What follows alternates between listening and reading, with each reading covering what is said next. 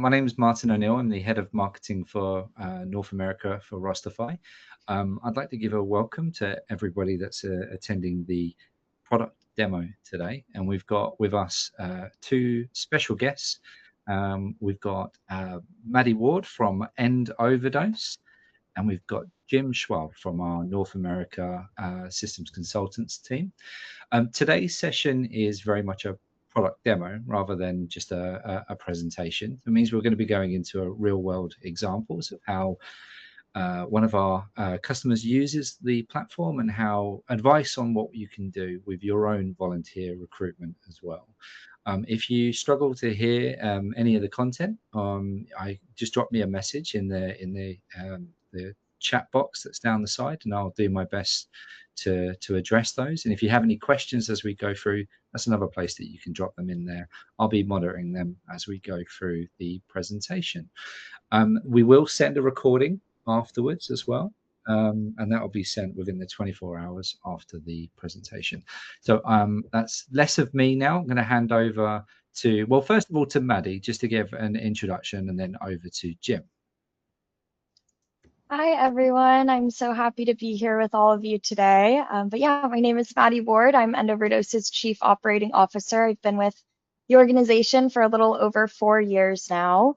And I actually started out as a volunteer. So really the position I'm in now has been formed and shaped in a lot of ways by the experiences I first had volunteering for the organization and getting kind of an experience for that side of things. But yeah, our organization is a 501c3 nonprofit based in Los Angeles, California, but we do work across the United States, and actually recently have been expanding some of our educational outreach to additional countries as well, which is very exciting.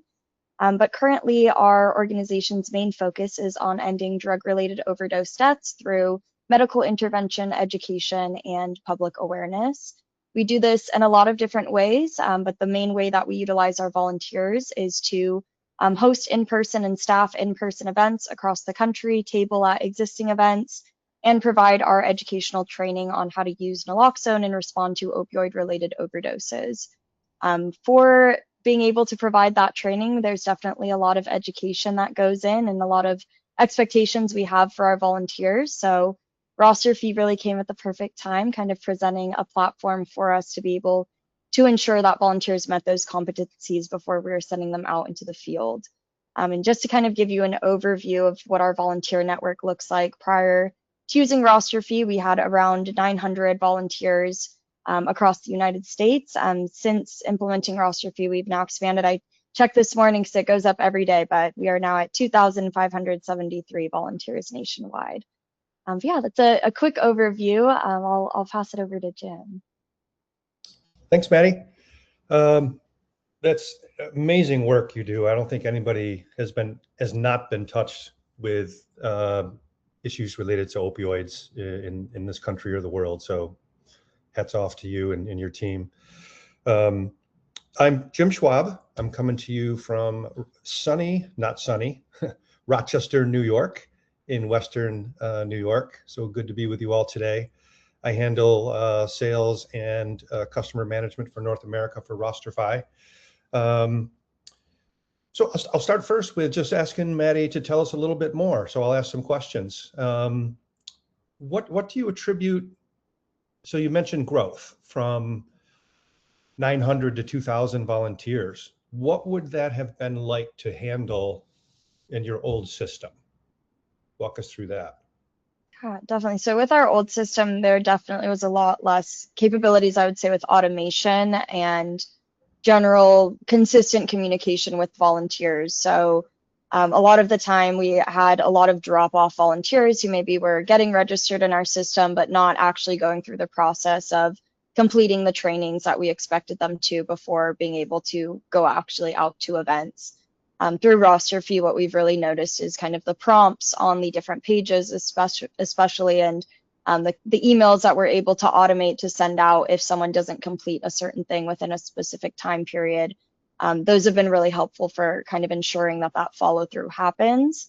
I think generally too, when people log in to the site, is a lot more user-friendly than the previous platform we used, and seems a lot less overwhelming. You're kind of prompted to do exactly what you need to, rather than kind of having to search for exactly what is expected of you. So yeah, I would definitely say that those are the areas that have allowed for us to grow the most, especially with the way our organization is structured as well. We have 75 active chapters in 29 states. So with our team mostly being based in Los Angeles, we obviously can't physically be there for all of their events and to supervise them. So being able to utilize Rosterfy to have them checking in with us regularly, but also submitting like videos for us to review and things like that has been incredibly helpful. Yeah, I mean, obviously we can't show your specific account due to personal details, but what I'll do now is share a Rosterfy branded example of the onboarding that Maddie just mentioned. So if you can see my screen here, Faustino Shiner, don't ask me why I chose that name, but I did, is our example volunteer. Typically, our customer's brand and colors would be used here, but of course we're using Rosterfy's as an example here now. This would be an example of one way you could onboard a volunteer. So in this example, we have 4 steps. And what Maddie mentioned in terms of reducing drop-off, that's when a volunteer hits your website, raises their hand, says, I'd like to volunteer, to when they actually show up on site and having an impact. Shorten that time period, reduce drop-off. Maddie mentioned automations, reminders. So if, in this example, Faustino was on the website, gave us a little bit of information. Now he's in his personal portal. We're on the welcome page. We're going to ask for more information. So we're going to ask Faustino what kind of volunteering he wants to do. Is it physical labor? Is it administrative? Is it fundraising? You can create forms in Rosterfy to ask those questions. You can also ask, what skills do you have? Do you have a clean driver's license? One of our organizations asks volunteers if they have a truck. Carpentry skills, CPR training, medical training. Use that information and you store everything that Faustino has ever done with Rosterfy in, I'm sharing another tab now. This is the back end of Rosterfy. So this is where we store everything for volunteers, everything they do, what groups they're part of. Faustino's part of 2 groups.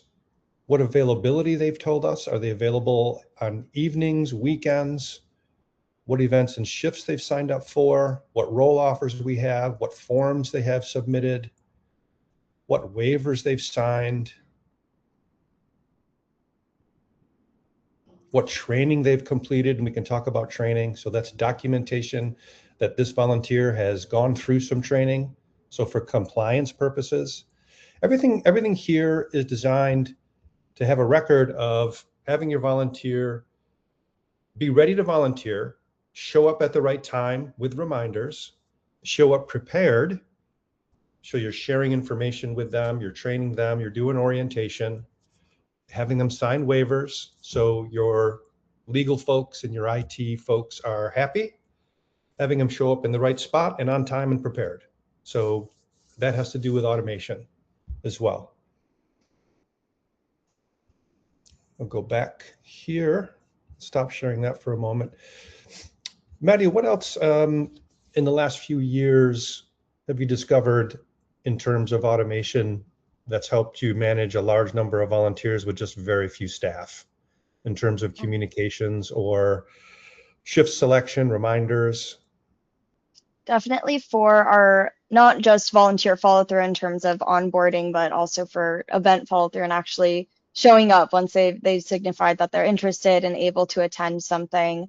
It's definitely smoothed things out a lot for that. We've been able to implement regular email reminders like a month before events, because sometimes we'll have volunteers who sign up like 3 or 4 months out in advance. So having those even have been incredibly helpful for us, giving volunteers an easier option to like reach out to us to actually let us know they're unable to attend instead of day of having less people on our roster arrive than expected. So all of those things have been incredibly helpful. Another great thing that we've been able to implement that we really weren't able to track with our previous system is just how many events volunteers have attended, how many hours they've contributed to our organization. We've recently implemented a rewarding system, so now we have fun little pins to signify different hour completions by our volunteers.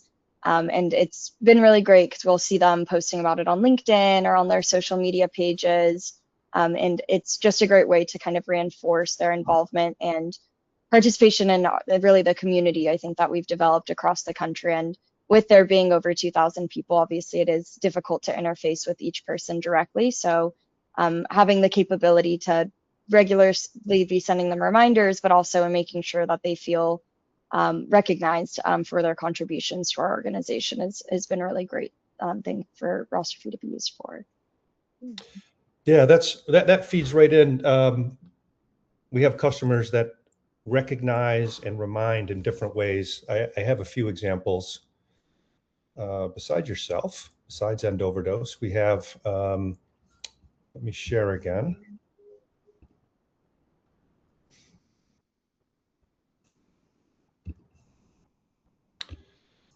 We power the volunteering for South by Southwest event.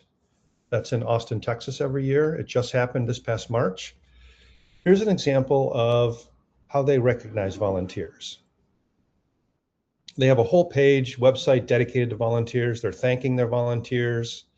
They have a volunteer newsletter you can sign up for. They have 2,000 volunteers and they have a 90% retention rate from one year to the next. They give out awards and they post those awards on this website. I thought that was pretty neat, and we're sharing with the crowd here today. Other examples, I have some screenshots of customers. This is a real live customer in the US, Literacy Pirates. They mentor and help youth learn how to read. So you see their onboarding journey here in the volunteer portal. Complete your profile, tell us a little bit more about yourself, do some training, watch a video. Let's do a background check. And then what this organization does is they give a recognition badge to every new volunteer when they complete this onboarding process here. So when they reach step 4, and those are all automations, all designed to be done in one sitting.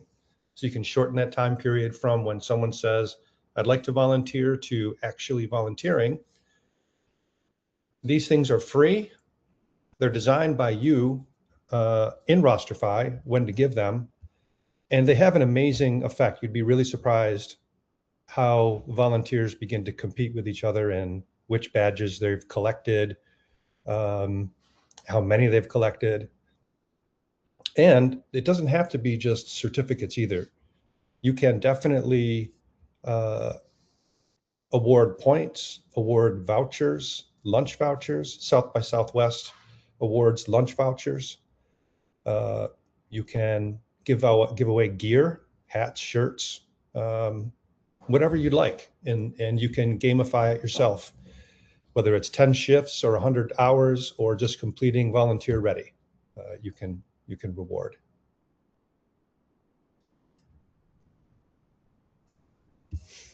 I'll go back and stop sharing that. So Maddie, in terms of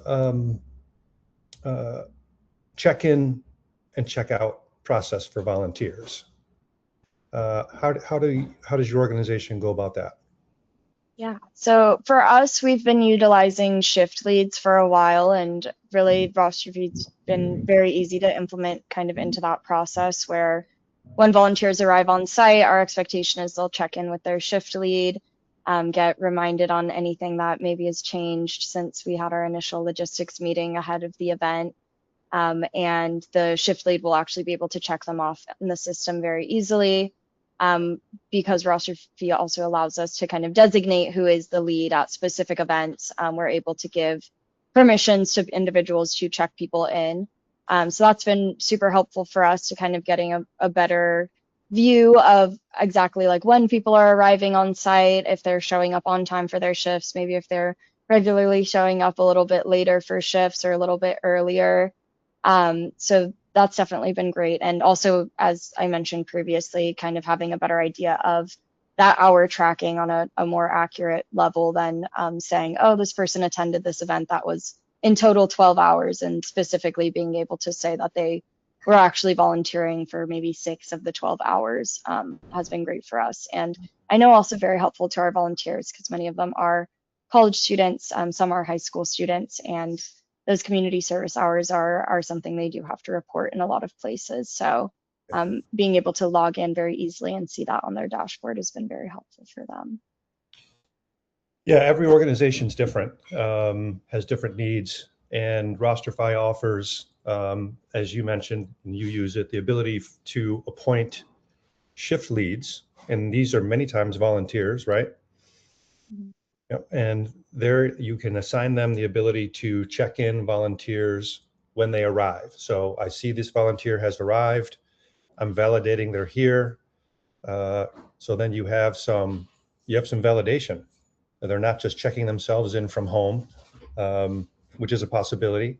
So if you require that validation, there's a number of ways that Rosterfy does offer to make that happen. You can geofence their ability to check in, so you know they're in the area. You can bracket a time period of 30 minutes before the shift you can check in, but any time outside of that you cannot. So it's really having that flexibility that you as an organization can use based on your specific needs is the real strength of Rosterfy.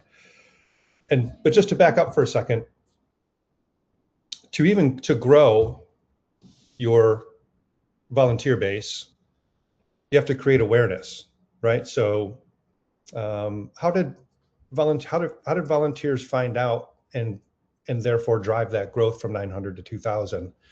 Was it just sheerly from your website, social media, word of mouth?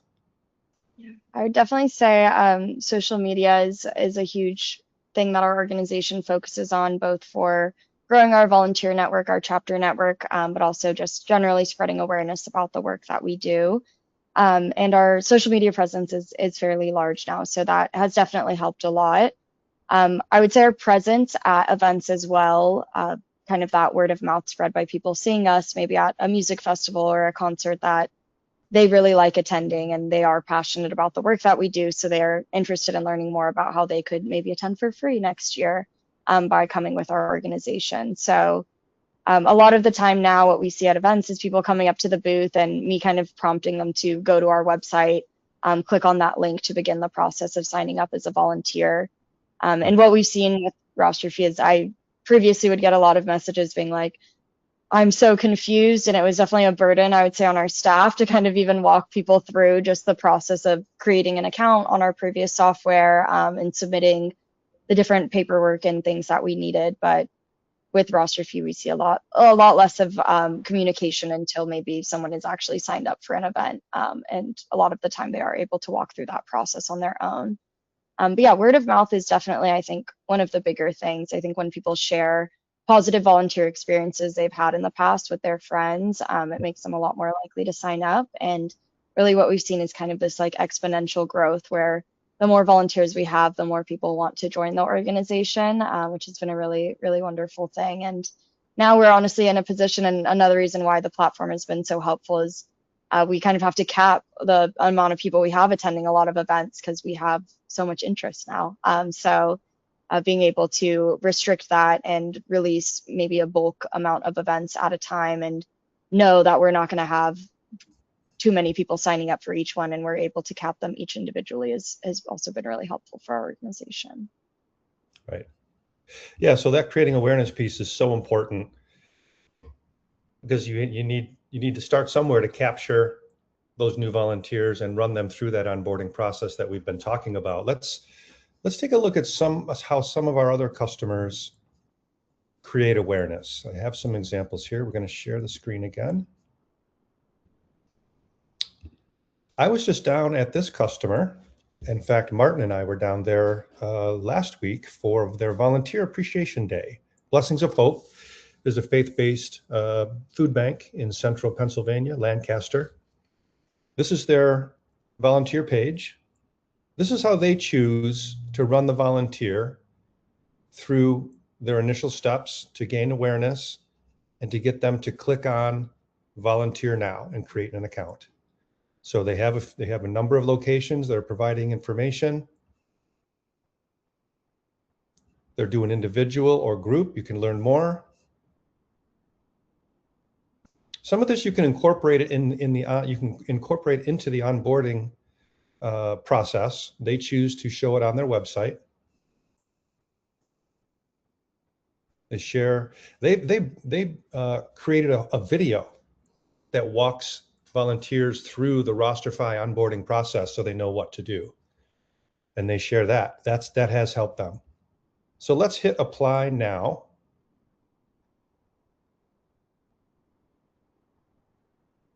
We hit apply now, and this is the next screen you would see as a new volunteer.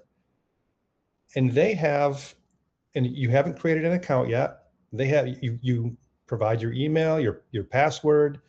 They're asking some questions here. Where do you live? What's your marital status? Where are you located? Some drop-down lists. And these are all custom forms that you can build right within Rosterfy. You can put open text fields, drop-downs, date fields. These are you're collecting information on your new volunteers. So then you can mine that information later on to say who's in this area, who has these skills, and you can target them with specific communications or volunteer opportunities that fit their skill set. But they're asking for a lot of information up front. And then once that's completed, then that new volunteer would go into that onboarding process. Here's another one, Maryland Food Bank, another food bank. They have some information on the screen, but if you hit online volunteer portal, this is their version of that form. They're just asking for email address. And I already have an account at Maryland Food Bank, so they're not going to ask me for my password, but they're just asking for email and password.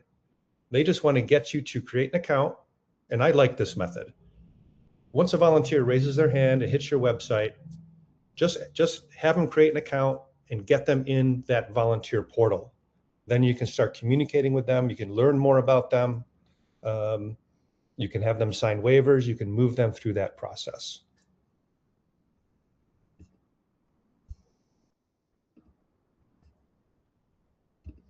Maddie, can you talk to us a little bit about your onboarding process and how many steps that is and what you've learned over the last couple of years?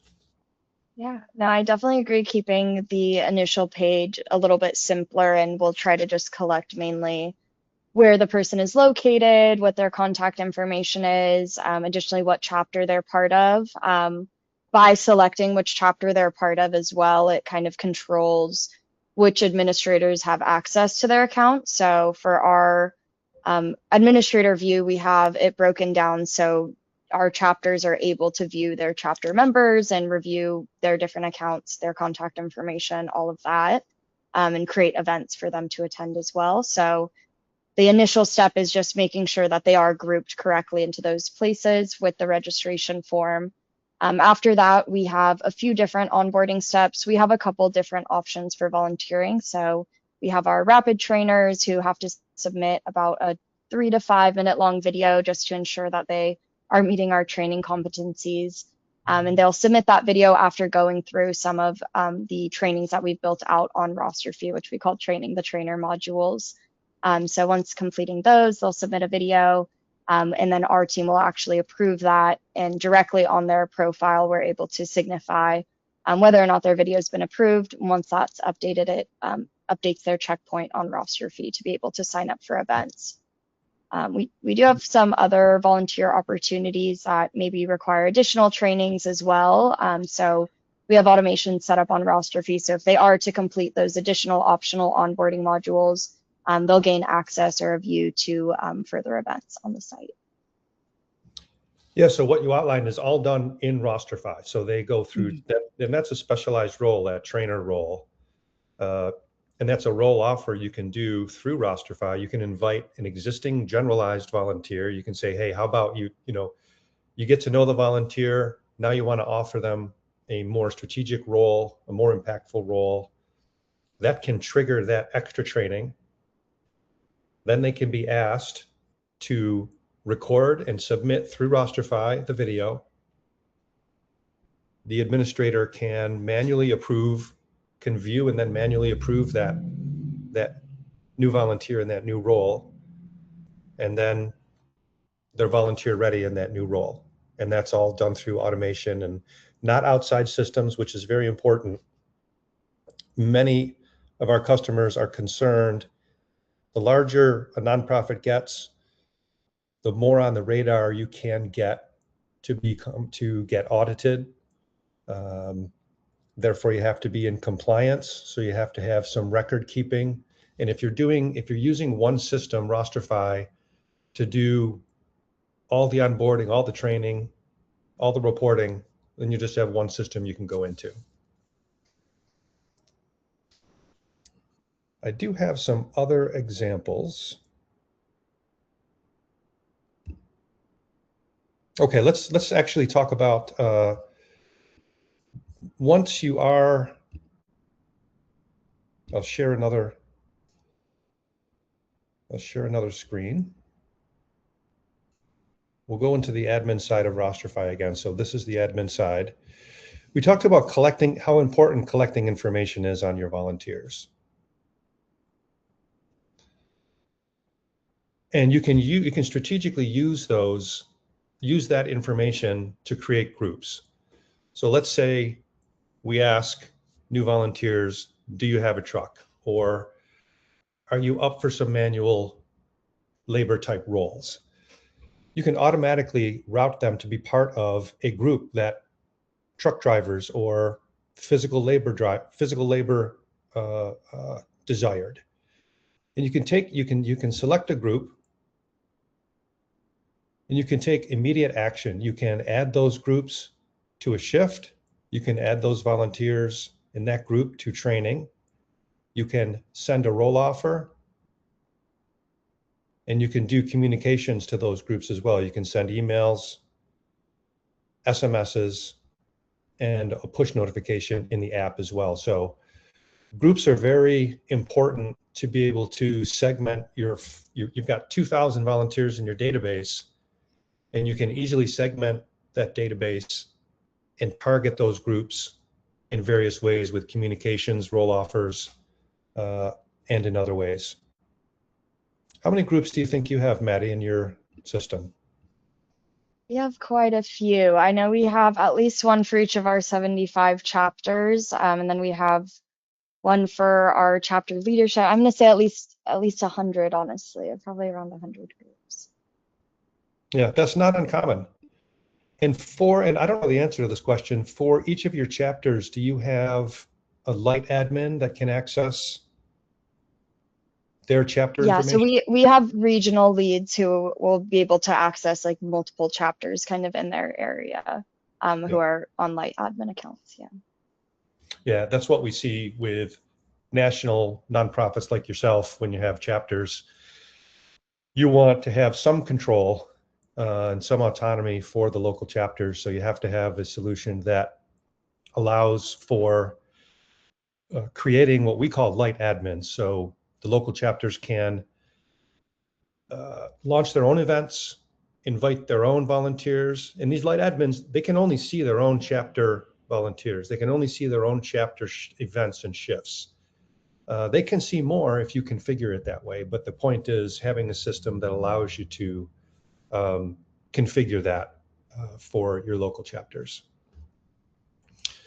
So I think what we wanted to do today was talk about creating awareness, talking about the importance of having an automated onboarding solution where you reduce drop-off, use automations to move volunteers through that onboarding process so they're engaged, tools to do training, tools for flexibility on check-in, how it's important to collect that information so you can mine that information about your thousands of volunteers. We touched on all those points, so I was just summarizing there and hoping we could open it up to some questions or comments.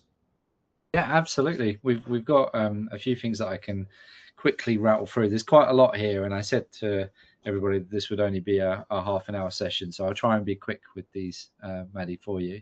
But some of the things that we've got in here is how challenging is it to manage growth over 70 different chapters? So wrangling your volunteer managers and getting them all using Rosterfy in the same way. It can be very challenging, but also I will say having the chapter teams kind of built out and developed, the growth aspect of things, having more of them kind of makes it easier, but also harder just because there is that additional learning curve, initial learning curve for teaching them how the system works, those sorts of things. For a lot of our chapter teams now, they'll kind of pass on the leadership reins. So we've built it out so that they're kind of teaching themselves and teaching each other how to use the system and different things like that. And then in terms of having those specific teams growing their membership bases, like I mentioned earlier, I would say a lot of our expansion has been through word of mouth. Additionally, each of our individual chapters run their own social media pages.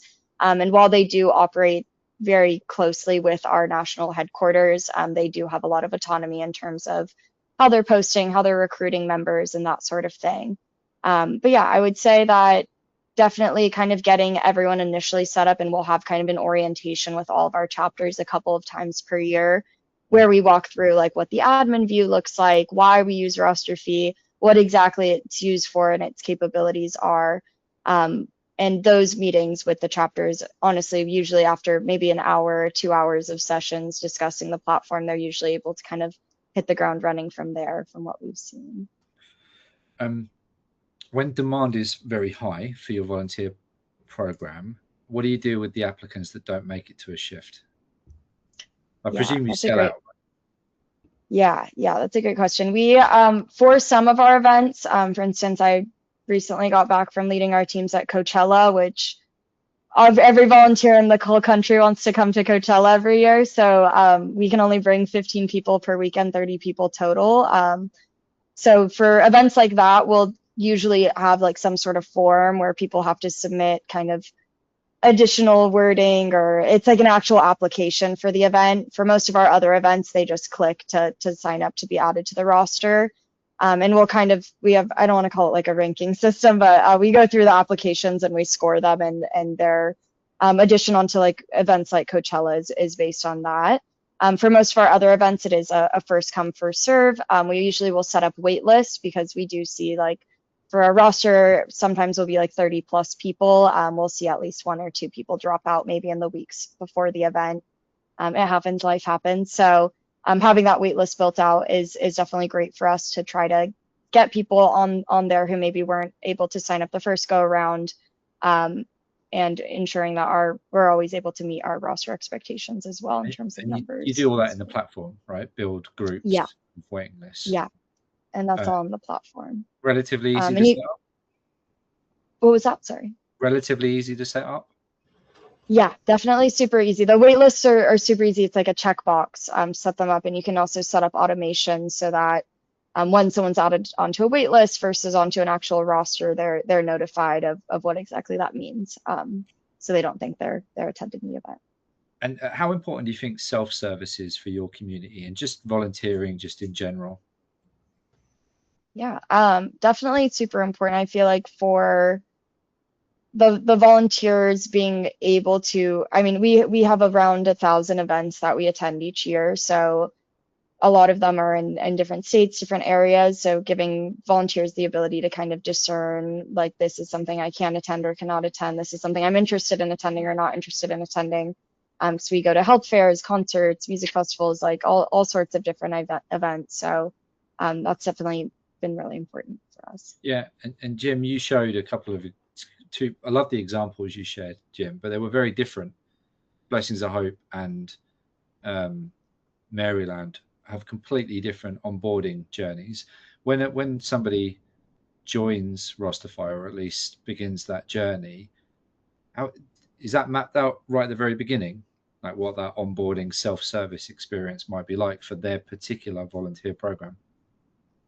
Yeah, we have it pretty detailed out for what it looks like if you're a chapter member and what the expectations are versus if you're a general volunteer joining the system.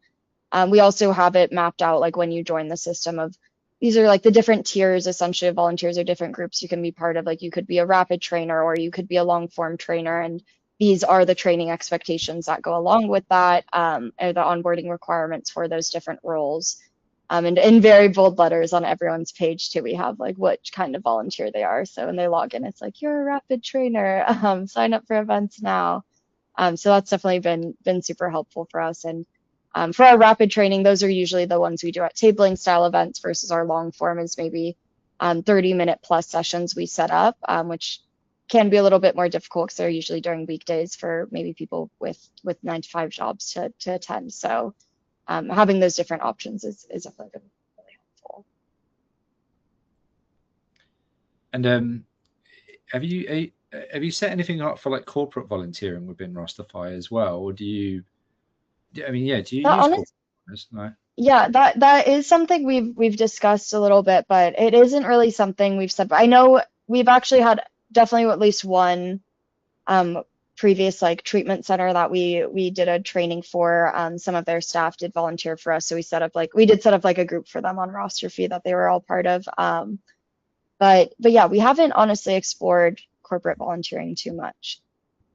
They are a different animal than individual volunteers.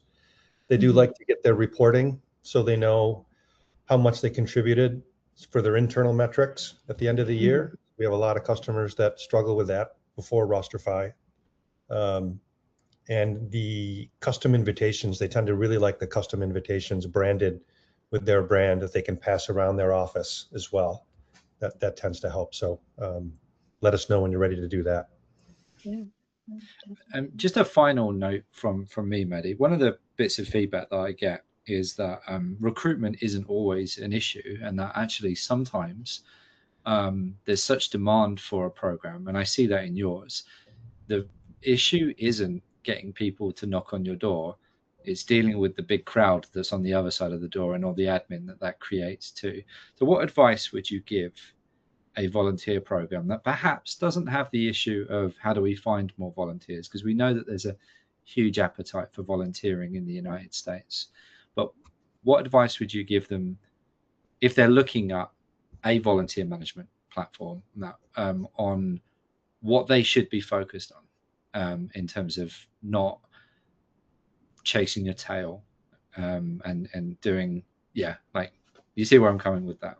Yeah, no, definitely. I would say for us, a huge important aspect of our volunteers force is that they are reaching those competencies. And after the onboarding, they're not just clicking through and going through those modules, but they are really developing their knowledge and able to perform when they show up to an event as a volunteer and meet our expectations. So really, honestly, for Rosterfy, kind of having the checkpoints has been incredibly helpful, where we can say, like, okay, we have 2,000 people who do want to sign up. They want to volunteer in some capacity. We can offer them maybe lower stake volunteer opportunities where they don't need to go through this extensive onboarding. And we know that these people are interested and committed to helping our organization. We might not be able to put them on an event roster because they might not complete the onboarding. We know they're interested, like, here are kit packing opportunities. Maybe we can send them to that. They just have to sign a waiver when they arrive on site to participate in that, versus completing like a video submission ahead of time. So I think trying to like figure out different opportunities that you can create that aren't going to create too much administrative work for us. With our team on a regular basis, we'll kind of go through and say like, what are some tasks we can bring volunteers in on that maybe don't need to be a task that you're doing every single day, or what are things that you just need extra hands for 2 hours doing that we can offer as a volunteer opportunity next Friday and just email out to everybody who's in the city. So I think harnessing the amount of people and trying to create smaller opportunities so that they can stay engaged with the organization is a big thing. But then also I think implementing larger trainings or larger role offers or journeys that maybe are a little bit more difficult to complete. So you will see some drop off. So of the 2,500 volunteers we have, I think probably a solid 50 to 60% of them are ready to go in person to lead training events specifically. The rest of them are able to do a lot of the other smaller opportunities that we have, which include kit packing. We even have like some administrative volunteering opportunities too for them to help with making social media posts or other things like that. So having, I think, additional opportunities so you can kind of harness that network, but have some discernment between who's doing maybe the heavier lifting. Yeah. And that perfectly aligns with a trend that we're seeing in that I looked on Google Trends actually for up and coming search terms in volunteering, and flexible volunteering or micro volunteering is something that has rocketed up this year. So I think you setting up these taster sessions for volunteering that perhaps don't have to go through all the training that your main one has, your main program has, that's you're already sort of getting them on the invested in your program and probably more likely to complete the training when you do take them through to the full volunteering experience.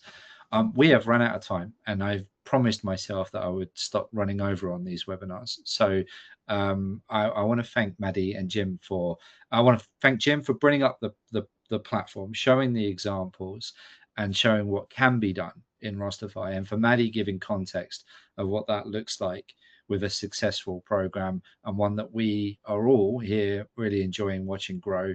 And I'm sure will expand far beyond the 70 chapters you've already got. So thank you very much, Maddie.